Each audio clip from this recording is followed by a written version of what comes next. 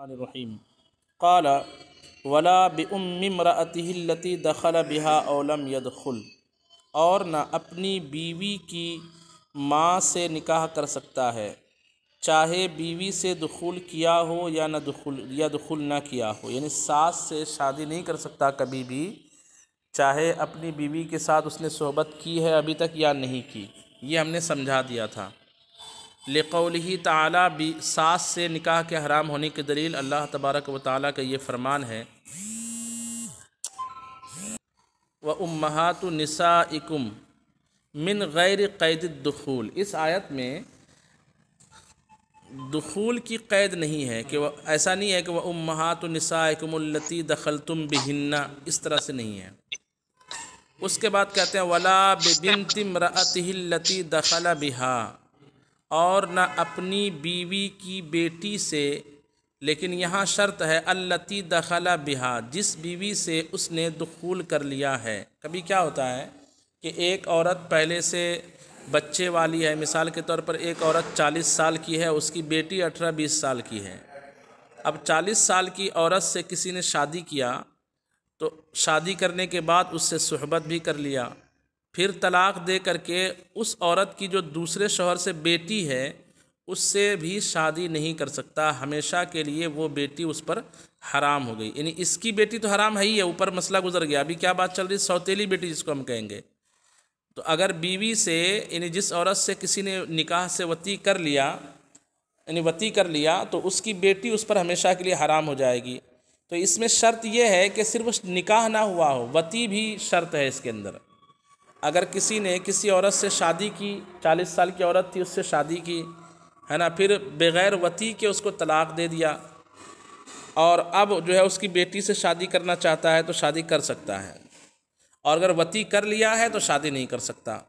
تو دخول بہا کا مطلب وہی وطی کرنا، صحبت کرنا۔ کہتے ولا ببنت امرأتہ التی دخل بہا، یہاں دخول کی شرط ہے۔ دلیل لثبوت قید الدخول بالنص، نص سے دخول کی قید کے ثابت ہونے کی وجہ سے، کہ قرآن پاک میں جو لفظ آیا اس میں دخلتم بہن، دخلتم بہن وربائبکم اللاتی، خلوت صحیح کافی ہوگی۔ جی خلوت صحیح اگر ہوئی ہو تو خلوت صحیحہ جو ہے وہ نکاح کے ثبوت کے لیے ہے، یہاں خلوت صحیحہ کافی نہیں ہے، ٹھیک ہے۔ اگر شہوت سے چھوا ہے تو پھر جو ہے وہ دخول کی منزل میں ہے، ٹھیک ہے۔ شہوت سے چھو بھی لیا ہے تو بھی وہ دخول کی منزل میں ہے۔ اس کے بعد کہتے ہیں کہ اچھا قرآن پاک میں ہے کہ وَرَبَائِبُكُمُ اللَّاتِي فِي حُجُورِكُمْ، یعنی ان سوتیلی لڑکیوں سے، بیٹیوں سے نکاح حرام ہے جو تمہاری پرورش میں ہو، یعنی پرورش تو سمجھ رہے ہیں، جو تمہاری دیکھ بھال میں ہو، رہن سہن کی ذمہ داری میں ہو۔ تو اس سے بعض لوگوں نے، اس قید سے بعض لوگوں نے یہ سمجھا کہ جو پرورش میں نہیں ہے اس سے نکاح کر سکتے ہیں۔ مثال کے طور پر ایک عورت سے کسی نے شادی کی، اس کی بیٹی نانی کے یہاں رہتی ہے تو اس سے شادی کر سکتے ہیں، حالانکہ ایسا نہیں ہے۔ جمہور علماء کا یہی قول ہے کہ کسی عورت سے شادی کی، اس کی بیٹی جو دوسرے شوہر سے ہے، چاہے اسی شوہر کے پاس آ کر رہنے لگے یا نانی ماموں کے پاس رہے، بہرحال حرام ہے۔ تو قرآن پاک میں یہ جو کہا گیا ہے کہ فی حجورکم، تمہاری گود میں، تمہاری پرورش میں جو تمہاری سوتیلی بیٹیاں ہیں اس سے نکاح حرام ہے، تو یہ قید جو ہے قید احترازی نہیں ہے، قید اتفاقی ہے۔ کیا ہے؟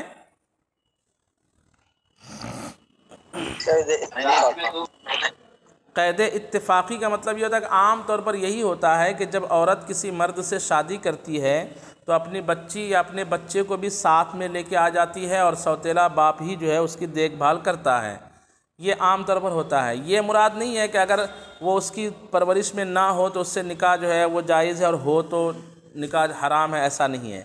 قید اتفاقی کی مثال یہ سمجھیے کہ مجھے بریانی آپ سے منگانی ہے، قید اتفاقی اور اعتراضی کی عام مثال، میں نے کہا کہ مجھے فلاں ہوٹل کی بریانی لا کر دو، تو یہاں پر فلاں ہوٹل کی قید جو ہے نا، یہ قید اعتراضی ہے کہ مجھے ادھر ادھر کسی ہوٹل کی بریانی نہیں چلے گی، اسی ہوٹل کی چلے گی۔ اور ایک بار میں نے کہا کہ مجھے کھانا کھانا ہے تو ایک کام کیجئے فلاں ہوٹل سے بریانی لا دیجیے، تو آپ نے گیا، وہ ہوٹل بند ہے، دوسرے ہوٹل سے بریانی لا دیا تو بھی چلے گا. کیونکہ یہاں پہ میرا مقصود صرف بریانی لانا تھا، اور میں نے اس ہوٹل کا جو ذکر کیا ہے وہ اس لیے کیا کہ عام طور پر وہ ہوٹل سے ہی لوگ لاتے ہیں، اگر اس کے بجائے کہیں اور سے لا دیا تو چلے گا. یا ایسا ہی ہے جیسے کسی نے کہا کہ اسٹیشن سے ٹکٹ بنا کر لے کے آ جاؤ، وہ اسٹیشن کے بجائے جو ہے کہیں دوسرے یعنی فلاں اسٹیشن سے ٹکٹ کنفرم بنا کر لے کے آ جاؤ، اس نے اس اسٹیشن نے کسی اور اسٹیشن سے ٹکٹ کنفرم کرا لیا. تو اصل مقصود تھا ٹکٹ کو کنفرم کرانا. اسٹیشن کی قید اتفاقی قید تھی، یعنی عادتاً عام طور پر لوگ اسٹیشن سے ہی بناتے ہیں، اس لیے اسٹیشن کا ذکر کر لیا. سمجھ میں بات آ رہی کہ نہیں آ رہی ہے؟ تو کبھی جو ہے کسی چیز کی آپ قید لگاتے ہو تو وہ قید احترازی ہوتا ہے، یعنی وہی ہونا چاہیے، اس کے علاوہ نہیں ہونا چاہیے. اس کے علاوہ ہو تو وہ بات مکمل نہیں ہوگی، وہ حکم مکمل نہیں ہوگا. اور کبھی قید جو ہے اتفاقی لگاتے ہو، یعنی عام طور پر ویسا ہی ہوتا ہے عادتاً، اس لیے وہ قید لگا دی جاتی ہے بس. جیسے میں نے کہا کہ مجھے پینے کے لیے گلاس میں پانی دیجیے، تو گلاس کی قید کبھی میں احترازی بھی لگا سکتا ہوں کہ میری عادت ہے کہ گلاس ہی میں پانی پیتا ہوں، تو اس کا مطلب گلاس کے علاوہ کسی چیز میں نہیں دینا ہے. اور کبھی ایسا ہوتا ہے کہ گلاس کے بجائے کٹوری میں بھی دے دیا تو بھی چلے گا. گلاس کی قید میں نے صرف یوں ہی کہہ دیا تھا کہ عام طور پر گلاس میں ہی پانی دیا جاتا ہے، اگر کٹوری میں بھی دے دیا تو چلے گا. اس طرح سے معاملہ. تو ویسے ہی یہاں پہ تو اسی کی بات کرتے ہوئے کہتے ہیں کہ سواء کانت فی حجرہ او فی حجر غیرہ، چاہے وہ سوتیلی لڑکی اس مرد کی پرورش میں ہو یا اس کے غیر کی پرورش میں ہو. تو قرآن پاک میں پرورش کی قید کیوں ہے؟ تو اس کا جواب دے رہے لأن ذکر الحجر فی خرج مخرج العادتی، اس لیے کہ پرورش کا ذکر عادت کے طور پر بیان ہوا ہے، عادت کے طور پر نکلا ہے، یعنی عادت کے طور پر بیان کیا گیا ہے. لا مخرج الشرط، شرط کے طور پر نہیں. ولہذا اکتفا فی موضع الاحلال بنفی الدخول، اسی لیے احلال کی جگہ میں دخول کی نفی کے ساتھ اکتفا فرمایا. احلال کی جگہ میں دخول کی نفی کے ساتھ اکتفا فرمایا. اس کا کیا مطلب؟ اس لڑکی سے نکاح کرنے کی جب بات آئی ہے نا، یعنی وہ کسی بیوی کی بیٹی سے نکاح کرنے کی جب باری آئی تو وہاں فرمایا گیا فَإِن لَمْ تَكُونُوا دَخَلْتُمْ بِهِنَّ فَلَا جُنَاحَ عَلَيْكُمْ، یعنی اگر آپ نے کسی عورت سے شادی کی، وہ جو بڑی آیت پڑھی گئی تھی پہلے دن، اسی آیت میں ایک جز ہے فَإِن لَمْ تَكُونُوا دَخَلْتُمْ بِهِنَّ فَلَا جُنَاحَ عَلَيْكُمْ. یہاں بیوی کی بیٹی سے نکاح کرنا حلال ہے. جب یہ حلال نکاح کے حلال کی بات ہونے کی بات کی گئی تو اس میں صرف اتنا کہا گیا کہ اگر تم نے اس سے وطی نہیں کیا ہے اور طلاق دے دیا تو پھر اس کی بیٹی سے نکاح کرنا حلال ہے. یہاں ایسا نہیں ہے کہ اگر تم نے اپنی بیوی کو طلاق دے دیا اور اس کی جو دوسرے شوہر سے بیٹی ہے نا، اس سے نکاح کیا اس شرط کے ساتھ کہ وہ تمہاری پرورش میں نہ ہو تو اس سے نکاح حلال ہے، ایسا نہیں کہا جا رہا ہے. تو حلال اس سوتیلی بیٹی سے نکاح حلال ہونے کے مقام پر ہجر کی قید نہیں ہے. اگر ہجر کی قید شرط ہوتی تو یہاں پر بھی ہوتا کہ اگر تم نے کسی عورت سے شادی کیا پھر اس کو طلاق دے دیا، اس سے دخول نہیں کیا اور اس کی بیٹی تمہاری پرورش میں نہ رہے تو اس سے نکاح کرو. یہ دو باتوں کا ذکر یہاں نہیں ہے حلال ہونے کی صورت میں، صرف ایک بات کا ذکر ہے کہ اگر دخول نہیں کیا اور طلاق دے دیا تو اس کی بیٹی سے نکاح حلال ہے. تو جب احلال والے مقام پر صرف دخول کی قید ہی کافی ہے کہ دخول نفی دخول کی قید، دخول نہیں کیا تو حلال ہے، تو حرام ہونے والی صورت میں بھی یہی ہوگا کہ دخول کر لیا تو کیا ہو جائے گا؟ نکاح حرام ہو جائے گا. وہی کہہ رہے ہیں وَلِهَذَا اكْتَفَى فِي مَوْضِعِ الْإِحْلَالِ بِنَفْيِ الدُّخُولِ، اسی لیے احلال کی جگہ میں نفی دخول پر ہی اکتفا کیا. وہاں یہ نہیں کہا کہ تمہاری گود میں نہ ہو، تمہاری پرورش میں نہ ہو تو اس سے نکاح جو ہے جائز ہوگا، یا یہ بات نہیں. صرف اتنا کہہ دیا کہ اگر تم نے بیوی سے دخول نہیں کیا ہے، طلاق دے دیا، تو اس کی بیٹی سے جو دوسرے شوہر سے ہے اس سے تمہارا نکاح کرنا حلال ہو جائے گا. اس کے بعد کہتے ہیں قال ولا بامرأۃ ابیہ و اجدادہ، اپنے والد کی بیوی سے، یعنی مثال کے طور پر کسی کے والد نے 2-3 شادی کی ہوئی ہے، 2 شادی کی ہوئی ہے، تو دوسری بیوی سے ماں سے نکاح کرنے کی حرمت تو اوپر آ گئی، یہاں بات ہو رہی ہے کہ اپنے والد کی دوسری بیوی جو اس کی ماں نہیں ہے اس سے بھی نکاح نہیں کر سکتا اگر والد کا انتقال ہو گیا تو، ولا اجداد ہی، اور نہ اپنے دادا اور نانا کی بیویوں سے، دوسری بیویوں سے۔ آپ کہو گے اس کی حرمت تو اوپر آ چکی، ماں سے نکاح نہیں کر سکتا اور نانی سے نکاح نہیں کر سکتا، دادی سے نہیں، تو یہاں ایک ہے آپ کی اصل ماں، اور ایک ہے کہ کسی کے باپ نے 2 شادی کی ہے تو اس کی جو دوسری بیوی ہے اس سے بھی نکاح نہیں کر سکتا اگرچہ اس کے باپ کا انتقال ہو جائے۔ دلیل کیا ہے؟ لقولہ تعالی، اللہ کے اس فرمان کی وجہ سے، ولا تنکحوا ما نکح آباؤکم من النساء، اور نکاح نہ کرو ان عورتوں سے جن سے تمہارے آبا یعنی باپ اور دادا نے نکاح کیا۔ اس کے بعد کہتے ہیں ولا بامرأتی ابنہ و بنی اولادہ، اور نہ اپنے بیٹے اور نہ اپنی اولاد کے بیٹوں کی بیویوں سے نکاح کر سکتا ہے۔ امرأتی ابنہ کا معنی ہوگا اپنے بیٹے کی بیوی، جس کو ہم اردو زبان میں، ہندی میں بہو کہتے ہیں، بہو سے کبھی نکاح نہیں ہو سکتا۔ و بنی اولادہ، اپنی اولاد کے اپنی اولاد کے بیٹوں کی بیویوں سے بھی کبھی نکاح نہیں کر سکتا۔ مثال کے طور پر جو ہے آپ کی اولاد زاہدہ ہے، زاہدہ کا بیٹا ہے عمران، عمران کی بیوی سے آپ نکاح نہیں کر سکتے کیونکہ وہ آپ کی اولاد کے بیٹے کی بیوی ہے۔ دلیل کیا ہے؟ دلیل لقولہ تعالی، اللہ کے اس فرمان کی وجہ سے، وحلائل ابنائکم الذین من اصلابکم، اور تمہارے ان بیٹیوں کی حلیلہ عورتیں جو تمہاری پشت سے ہو، یعنی جو بیٹے تمہاری پشت سے ہو، تمہارے خون سے ہو، تمہاری نسل سے ہو، چاہے بیٹا ہو یا پوتا ہو یا پوتے کا بیٹا ہو، چاہے نواسا ہو یا نواسے کا بیٹا ہو، یہ سب جو ہے ابنائکم الذین من اصلابکم کے تحت ہے۔ ان کی جو حلیلہ عورتیں ہیں، حلیلہ یعنی جس سے اس نے نکاح کر لیا ہے، جو اس کی بیوی ہے، وہ سب کے سب جو ہے حرام ہو جائے گی۔ کہتے ہیں اس میں ایک لفظ ہے وحلائل ابنائکم الذین من اصلابکم، اور آگے ایک لفظ ہے ہاں وحلائل ابنائکم الذین من اصلابکم، یہ اصلابکم کا لفظ جو ہے یہاں پہ کیوں لایا گیا؟ ابنا کہتے ہی بیٹے کو ہے، جو بیٹے تمہاری پشت سے ہو، یہ کہنے کی کیا حاجت تھی؟ تو کہتے ہیں کہ اصلاب کا ذکر یہاں پر جو ہے اعتبار تبنی کو ساقط کرنے کے لیے، مطلب اگر کسی نے کسی دوسرے شخص کے بیٹے کو اپنا منہ بولا بیٹا بنا لیا ہے نا، مثال کے طور پر کہیں اس کو پڑا مل گیا تھا یا کسی نے اس کو گود لینا بولتے ہیں، منہ بولا بیٹا بنا لیا کسی مرد نے کسی لڑکے کو، اب لڑکا بڑا ہو گیا، اس نے شادی کی ہے نا، اور اس کا لڑکے کا انتقال ہو گیا، تو اس کی بیوی سے یہ خود جو اس کا منہ بولا باپ ہے یہ نکاح کر سکتا ہے۔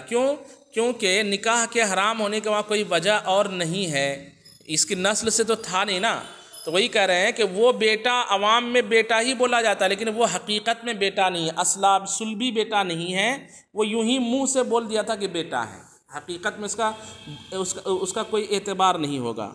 تو تبنی کے اعتبار کو، تبنی کہتے ہیں منہ بولا بیٹا بنانا، تبنی کے اعتبار کو ساقط کرنے کے لیے قرآن پاک نے حلائل ابنائکم الذین من اصلاب، صلب کی قید لگائے، صلب کہتے ہیں پشت کو، لا لإحلال حلیلۃ الابن من الرضاعۃ، رضاعی بیٹے کی بیوی کو حلال کرنے کے لیے اصلاب کی شرط نہیں ہے۔